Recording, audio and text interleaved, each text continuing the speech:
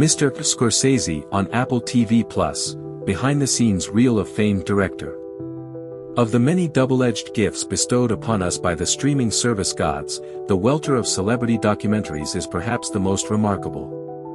Where once a notable artist or athlete of a certain age might have participated in an authorized biography or extensive magazine feature, now everyone who's anyone is happily excavating their personal archives before plunking down in front of a camera crew and encouraging all their besties to do the same.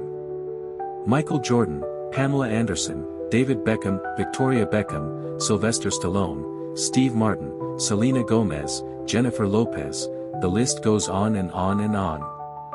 Whether an emotional deep dive, cultural criticism or a portrait of the rich and famous lifestyle, each varies in terms of quality and intention, from documentary journalism to obvious vanity project. Rebecca Miller's series, Mr. Scorsese, which premieres on Apple TV Friday, falls squarely in the middle of these two things.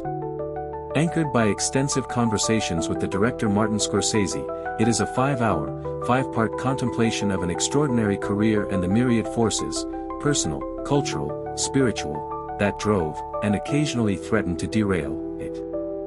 At times, Mr. Scorsese feels like a very long, and notably star-studded, bonus features reel, in which the director and longtime friends and collaborators including Thelma Schoonmaker, Robert De Niro, Nicholas Pileggi, Brian De Palma, Steven Spielberg, Leonardo DiCaprio and Daniel Day-Lewis discuss the evolution of Scorsese's work and their admiration of it.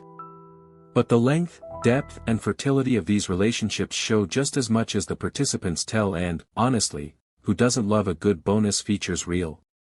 Especially when it includes delightful footage of Scorsese hanging out with old friends from the hood and historic interviews with his parents, especially one in which his mother, Catherine, makes meatballs. The first episode chronicles his early life on the mean streets of New York's Lower East Side.